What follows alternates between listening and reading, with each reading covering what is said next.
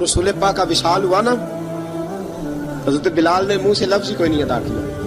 کسی نے اپنا دکھڑا کسی انداز میں سنا لیا. حضرت عمر نے کہا، جس نے کہا حضور وصال کر کے گردن اڑا دوں گا. حضرت عثمان غنی نے کہا خبردار کوئی مجھے آ کے نہ بتائے کہ مصطفیٰ وصال کر گئے.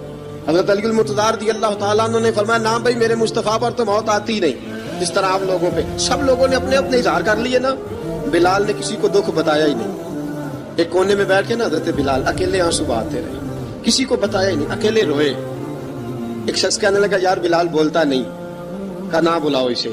عصر کی نماز کا وقت ہوا نا تو وہ بلال جو کعبے کی چھت پہ بغیر سیڑھیوں کے چڑھ گیا تھا، وہ بلال جو کعبے کی چھت پہ بغیر کسی سہارے کے چڑھ گیا تھا، اس بلال کو کہا کہ بلال چل ذرا آذان پڑھ مسجد کی چھت پہ چڑھ جا. حضرت بلال کئی بار چڑھے اور کئی بار گرے، کئی بار چڑھے اور کئی بار گرے. حضرت بلال حبشی رضی اللہ تعالیٰ نے آواز دی، کہا سلمان میری مدد کرنا، میری مدد کرنا. اب مجھ سے چڑھا نہیں جاتا، اب مجھ سے جایا نہیں جاتا. جناب سلمان فارسی نے بھی سوال نہیں پوچھا کہ بلال تو بیمار ہے، یہ نہیں پوچھا.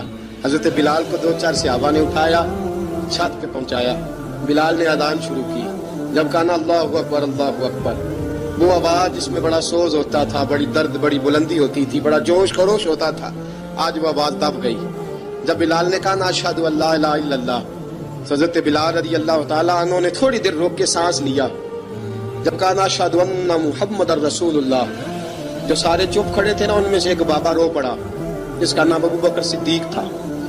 جب حضرت ابو بکر صدیق کی آنکھ میں آنسو آیا تو حضرت بلال چھت کے اوپر زمین پہ گرے، زمین پہ گرے اور کہا ابو بکر یہ ڈیوٹی کسی اور کی لگا دے، یہ ڈیوٹی کسی اور کی لگا دے.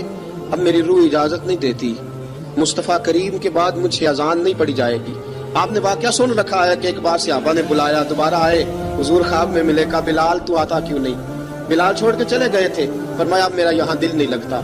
ملک شام کے شہر حلب میں چلے گئے تھے، چھوڑ دیا تھا مدینہ منورہ. اب میری نگاہوں میں جچتا نہیں کوئی، جیسے میرے محبوب ہیں ایسا نہیں کوئی. حضور خواب میں ملے، آئے مدینے. حضرت بلال آخری بار، لوگوں نے کہا اذان پڑھو. کہا مجھے وہ اذان بھول ہی گئی ہے جو مجھے مصطفیٰ کریم کے زمانے میں پڑھا کرتا تھا، مجھ سے نہیں پڑھی جاتی. نہ مجھے کہو، میں کیسے پڑھوں؟ امام حسن اور حسین نے آ کے دامن تھاما نا تو کہا بیٹا میں تمہاری نانی کا بھی نوکر رہا ہوں، میں تمہاری ماں کی چکی بھی پیستا رہا ہوں، مجھ سے کوئی فرمائش نہ کر ڈالنا. میں نے نوکری کی ہے اور مجھے اگر اللہ نے توفیق دی تو میں تمہارے بچوں کے پیر بھی دھویا کروں گا. لیکن امام حسن رضی اللہ تعالیٰ عنہ نے فرمایا بلال ایک بار تو اذان سنانی پڑے گی. سنائی بلال نے اذان.